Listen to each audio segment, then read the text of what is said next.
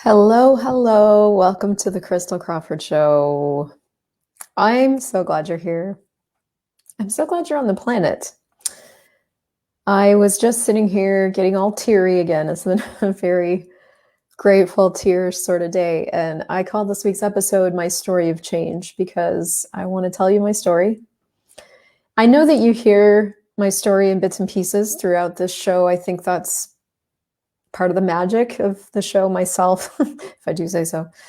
Is I'm always willing to share my life with you. And it's not very often that I share my complete story of change. And so I wanted to just have that here for you so that you know a little bit more about me and a little bit more about why I'm such a raving fan of these access consciousness tools and why I chose to become a facilitator of the tools and anything else that comes up during this episode. So if you guys are live with me, I'm so glad you're here. And how does it get better?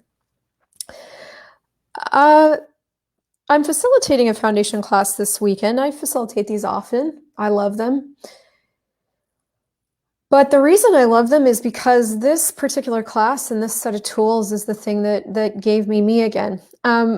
It's been interesting to look at where I want to start my story because there's a lot of different starting points. But where this got stimulated was I was in the bathroom yesterday, like I am. And I stumbled on Facebook onto a live church service. Now, this particular church is in Australia, and they're called Hillsong. And I had a period of my life, about 15 years of my life, where I was a very intense evangelical Christian. And I say intense because I was as avid about that as I am about consciousness now. That avidness, that level of extremity has always been there in my world. So at the time, we were going to a very, very big charismatic Christian church, and Hillsong was one of the churches that inspired us the most. They do this incredible music, and they have this incredible band, and the video filming system just makes you feel like you're in a concert. Like, they were just super pro. But more than that, like, their music always evoked something in me. And so yesterday I was in the bathroom and I was, stumbled on this church service. And so I was in it for a while. And it really, really got me looking at like how far I've come. And you just have to forgive me today because there's so much gratitude for that. I see some people on this consciousness journey that, come in already pretty light. They've got this incredible magic and lightness about them. And for me, that's taken quite a bit of time to find again. My family was incredibly judgmental and perfectionist, So as I've talked about a lot, I grew up in a very intense, my parents argued like loudly. They would take themselves to the garage and scream at each other when I was a kid. And I was always on the lookout for the next violent moment, or, the moment I would need to protect the younger kids. I'm the oldest of 5. So, and then when my dad left, I shared with my mom that he had been sexually inappropriate with me, which then threw us into the system in the United States. So social services was very involved in our lives. And from the time I was 13 to, 18 or 19, we were very much in the system, so we were in therapy and working through stuff. I have no idea why I'm tearing up so much today, guys, but just ride with me here. But it was through those years that I both got really close to my mom, and then what got developed in my family was this culture of feeling your feelings and asking for your needs to be met, and standing up for yourself and boundaries. And so I got very educated in the ways of emotional abuse via mental health. And it was at the end of that time that I, entered my 20s, and I wanted to start individuating from my mom. And up to that point, my mom had been my best friend. I didn't have I grew up very introverted and very smart. I was not popular by any stretch. So I was very introverted. too smart for my own good. I was very good at music. I was super smart and super quiet. And also through that time was navigating my religious differences, because we grew up in this cult, so I couldn't talk to anybody about it. So I was very different already. I knew that. I was also smart and quiet and all that nerdy stuff. So I had all that social stuff going on, and then my family stuff was going on. And so there wasn't a place in my life where I could actually relax. When I went home, it was stressful because we were, my mom was herself. She was training me to go to Juilliard. So there was the pressure of performing on the piano. There was the pressure of performing academically. And then when I'd go to school, I didn't fit in there, and I was a super aware. So like, no matter where I went in my life, there was like no rest. There was no relax. Having a lot of tears today, I can tell. So somewhere in the middle of that, in my teen years, my mom found this big church, and it was nothing similar to what we believed at the time. We had a series of beliefs that didn't match anything out in the world, but it was a place of rest.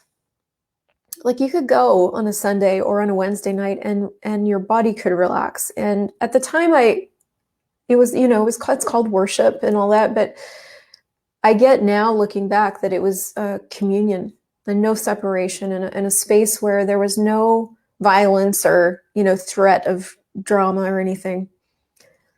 And so that I made that into like everything for me. The other thing that occurred for me during that time that I recognize now is that I got in touch with a space of possibility that I'd always known. Sometimes I hear people talk about, well, I always had this dream as a kid or whatever. I didn't have any of that. I was like trying to survive my childhood, honestly. It was like so intense all the time. But I did have these moments where I would get this glimpse into a universe of space or a universe of kindness.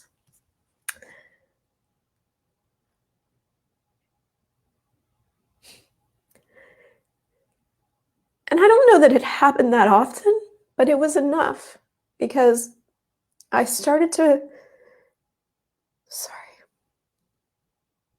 recognize it. So when I was a kid, I recognized it when I would get down in and amongst the flowers. I was talking to fairies. And then when in my teen years, I recognized it in the spaces that would get created when we would worship. And there was just the space to be there. You could be. This is important to my story of change, because it didn't happen often, but it was so memorable that like I kept looking for that energy, but I didn't know that that's what I was looking for. So became a Christian. I became very, very extreme and active. I went on a missions trip to China, and I smuggled Bibles across the border, because at the time it was and is still in many areas illegal to be a Christian over there. And they kill and torture and imprison people all the time still. So I went over there for 3 months, and we smuggled things across the border from Hong Kong into China and all kinds of crazy stuff. And then when I was 25, I didn't go to normal university because I didn't find anything that I was interested in. I found a Bible school that was like everything that I was interested in. It combined all the things. And I went there for 3 very intense years. I worked 3 jobs. I went to school. I got my degree. I ran all the teams in the church. Like I ran the usher team, the drama team, the music team. I was basically up at 6 a.m. and I went to bed at midnight, and that was my life. And it was like heaven. And then right after that, it was time. I felt like it was time to get married. And I would say from 27 to 36 or whatever, those were sort of my married years, and tons happened in there. But part of what occurred after I got married the first time is I gave up the communion that I'd created for myself with God, with that time that I would spend there. I gave that up.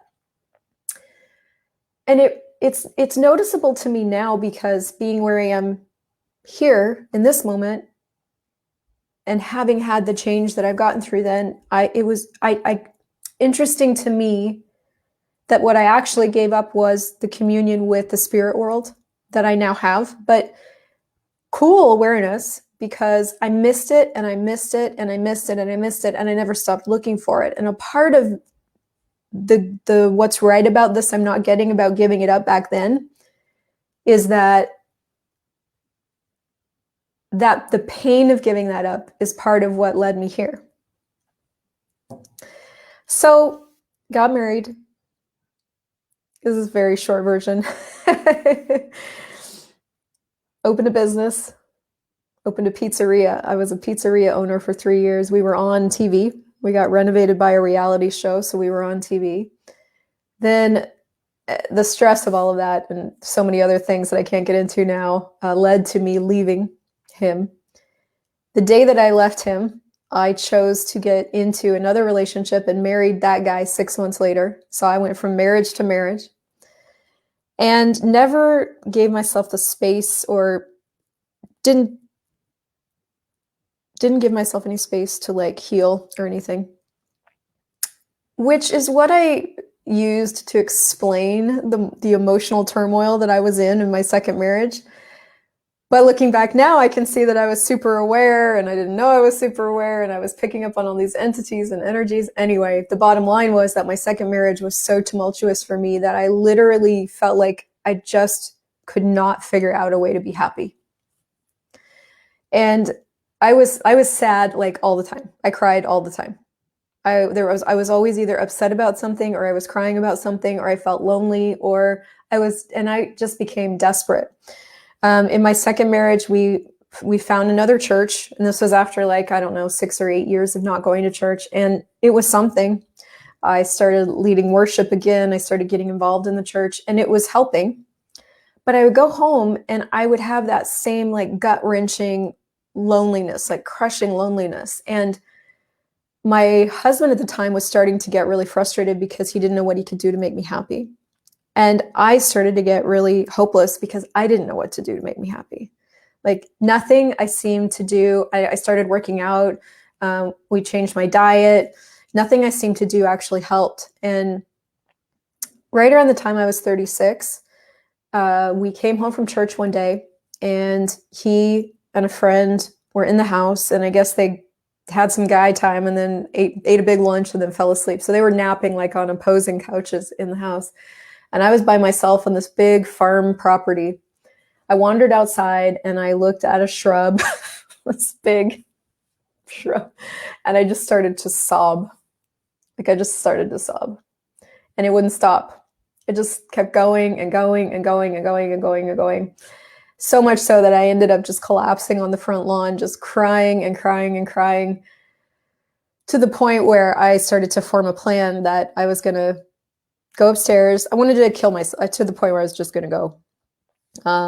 I'd never been a violent person. I grew up where violence wasn't an option. And even though I'd considered suicide before, this was the first time where I was really going, okay, how would I actually do it? So as I'm sobbing, was maybe I'll go upstairs, I'll run a bath, I'll black out drink, because I just discovered you could drink to the point where you could black out, and then I'll drown. And as I formed this plan in my head, it made me cry harder. And then all of a sudden it occurred to me that people were going to have to take my heavy, waterlogged, dead body out of an iron tub down a narrow staircase. And there was something about that thought that stopped my tears.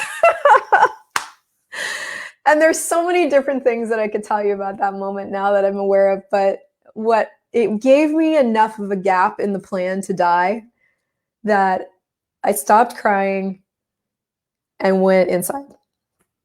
And somewhere in the next 2 days, the universe heard what I was asking for, because there was seriously so much hopelessness at that point that I didn't know what to ask for. I didn't know what to Google. I didn't know what to look for.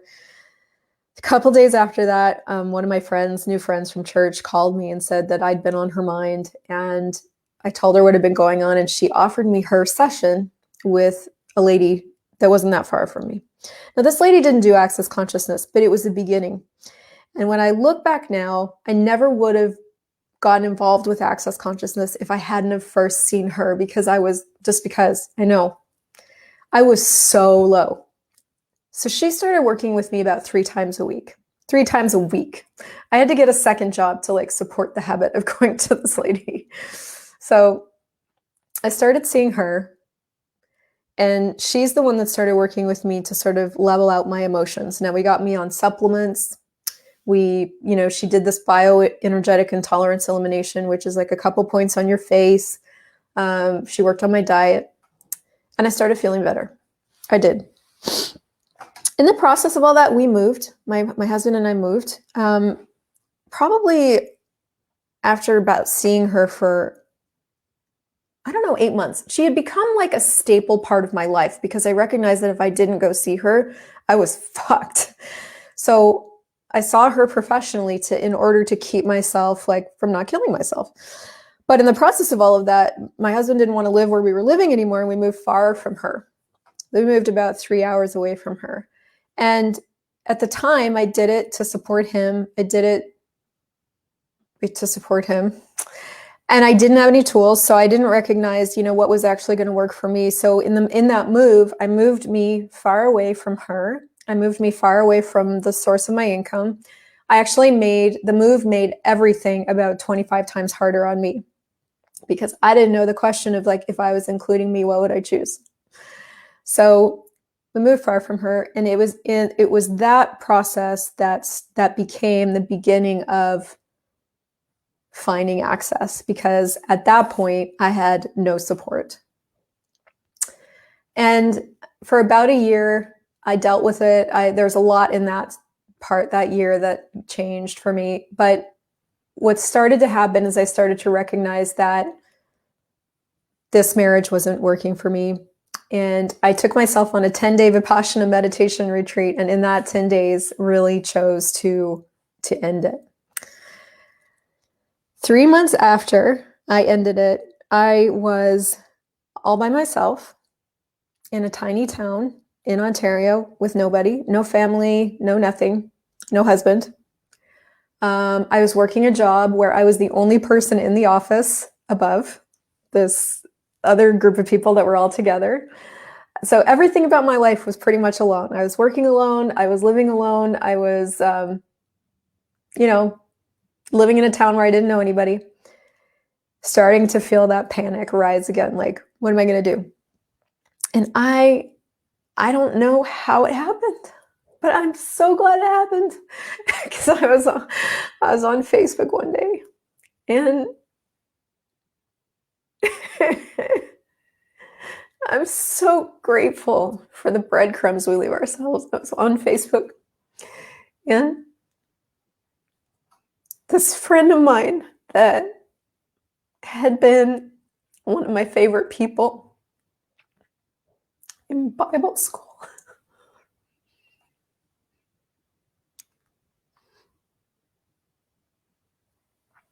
10 years ago, Marnie Baranko popped up on my Facebook. We weren't friends at the time. And I saw her name and I was like, oh my God. And I friend requested her, and she had Access Consciousness listed as her employer. That was it. That's all it took. And I was like, what? What is that? And I clicked on it and I started trying to figure out what this fucking thing was. What is Access Consciousness? I knew if Marnie was into it, that it was something amazing. And then so I started searching it. I could not figure it out at all. Didn't know what the fuck was going on. It wasn't like you could find a website and, get a path or anything. You know how Access is, right? They're like, just choose. So I kept Googling for like 2 weeks. I was working a desk job at the time. So, I'd reconnected with her and I friend requested her and I found the page and found the website and kept just kind of poking because I was like, what is this? And finally, in one Google, I found another website from another facilitator not far from me who had a better explanation, I guess, of what the clearing statement was and I emailed them and just said, hey, listen, where do I start with this? And it was one of the first gifts I was ever given, which is like, well, you can start anywhere. What would be light for you? The first time anybody had ever asked me anything about me, What's true for you? I had no idea how to use that tool, by the way. Light and heavy. She's like, well, you can start anywhere. She's like, you could start with a session or a class. She's like, what's lighter for you? And so, not knowing how to use light and heavy, I held them out in front of me like this, and I was like, well, session, class. And anyway, I chose to have a bar session. And what we tell everybody, what I say to everybody when they get their first bar session is like, hey, listen, it's going to be what it is for you. You're either going to feel like you had a great day at the spa, or your whole life will change. And for me, my whole life changed. I walked into this facilitator's house, and I had no idea what to expect. I wasn't a bodywork person. I didn't do bodywork. Please don't touch me. Unless you're going to fuck me, don't touch me. That was my basic point of view. But okay, I was open at that point. I was desperate and open, and my friend liked it. So I walked in. She had a massage table there. I laid down on my back. All my clothes were on. And she started touching my head. When she started running my bars, she asked me if I had any questions. Did I have any questions? Sweet Jesus, it's me. She's like, is there anything that you want to look at? Or we can use the verbal processing tools too. I talked through the entire 90 minutes of my bar session, which is not, I don't know if that's normal or not. Some people just pass out. I talked, and she processed me with these verbal tools. So when I got off the table, I literally got off the table and I felt like I was floating on the floor. Like, that's how light I was. I didn't even know you could be that much lighter. I literally felt like I was 10,000 pounds lighter. Like my body didn't weigh anything. And my friend had driven me to the session because I'm like, I don't know if I'm going to be able to walk after this. You should drive me.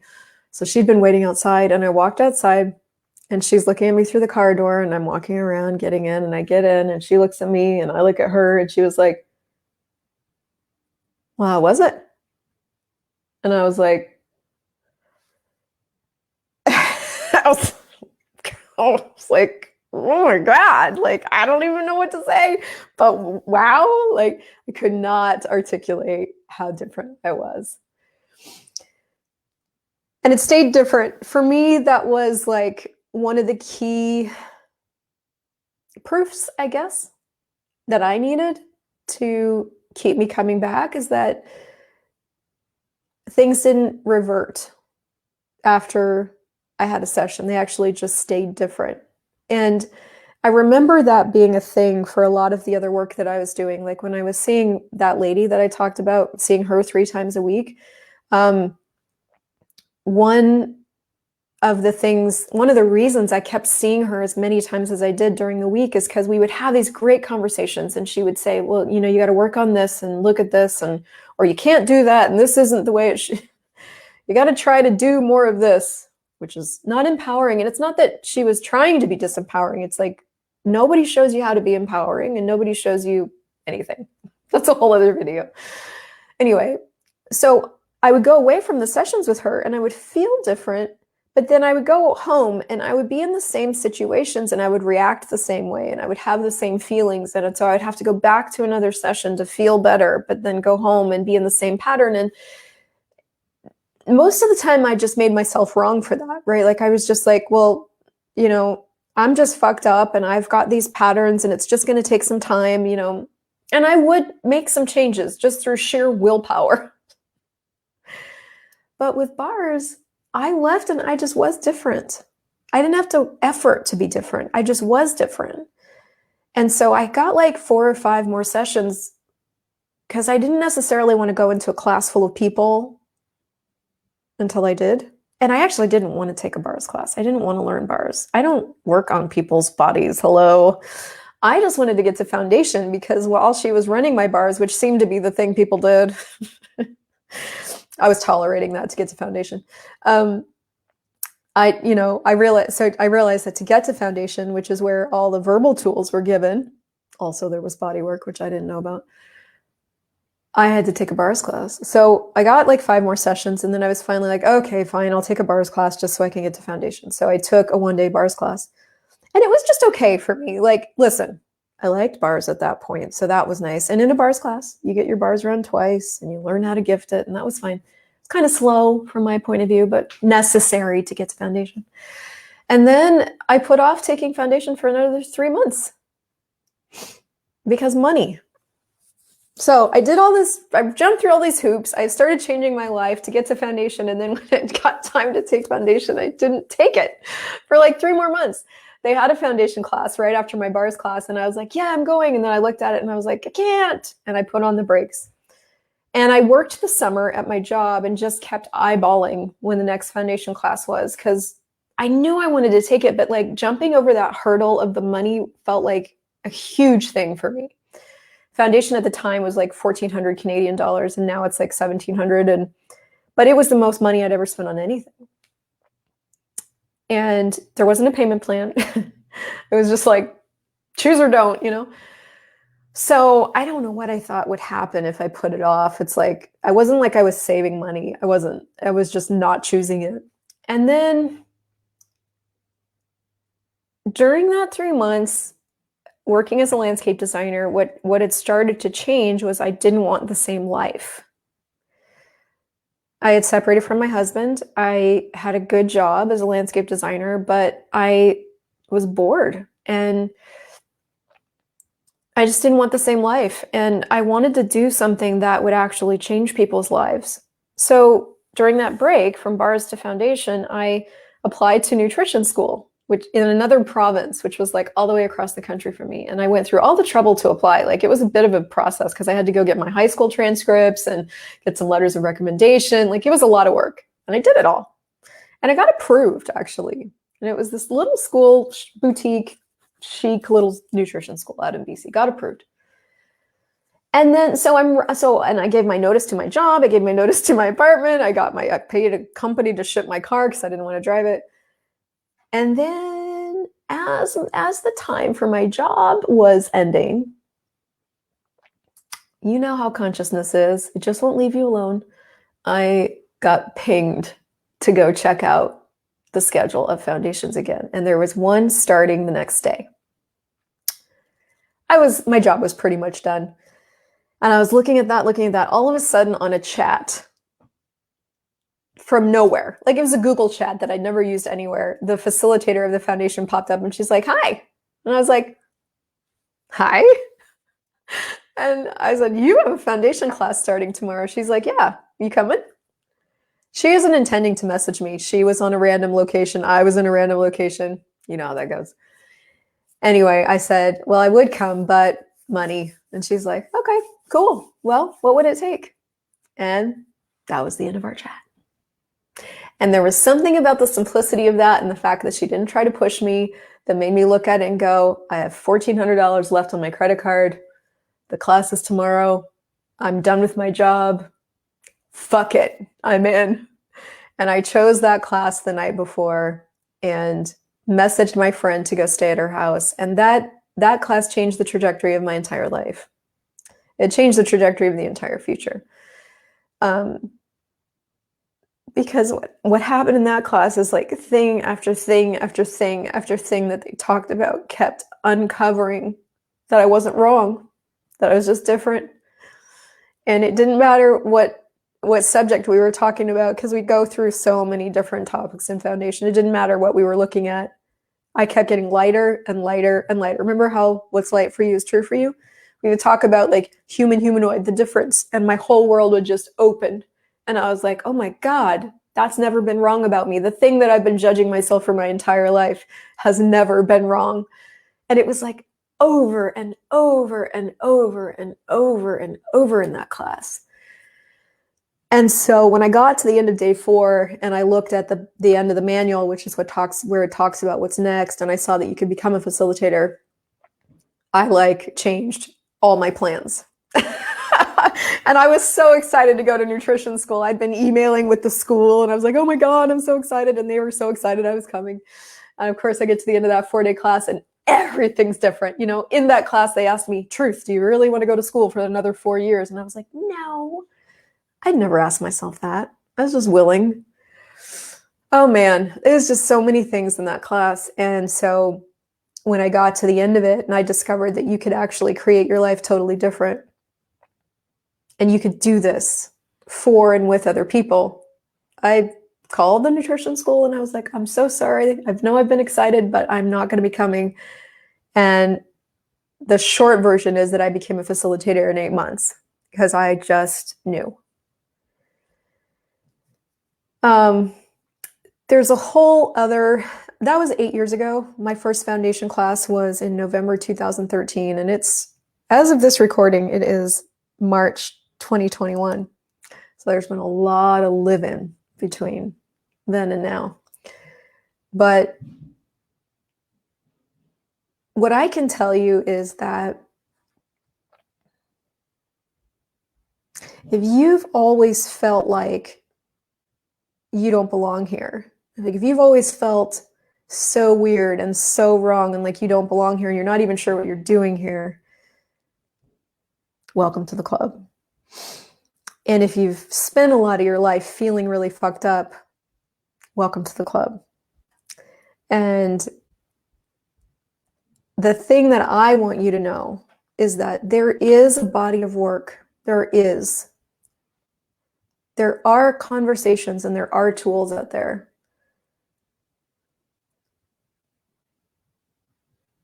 to address the difference that you are.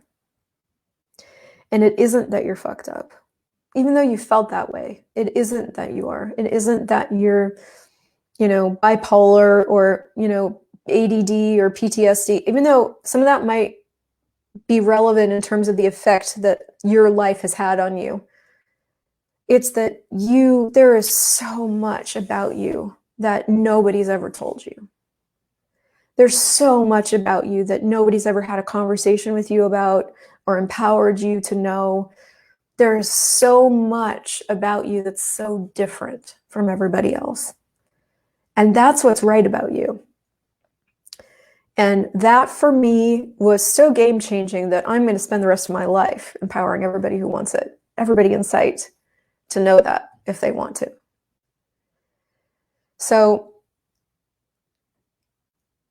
man, yeah. What's right about you that you haven't gotten yet? What's the gift in all the choices you've made and the journey you've been on?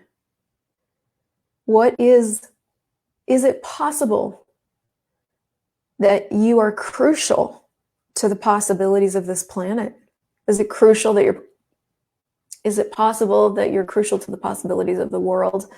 Is it possible that you've always known something? And is now the time to have more of it, more of you? Is now the time to start exploring the living that might be possible if you had access to what's really true about you that maybe nobody's ever shown you?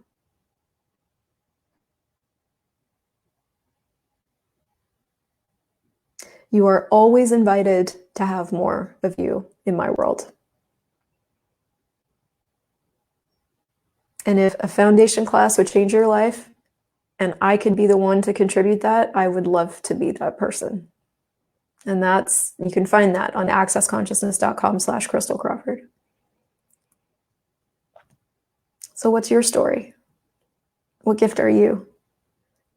And what can I contribute?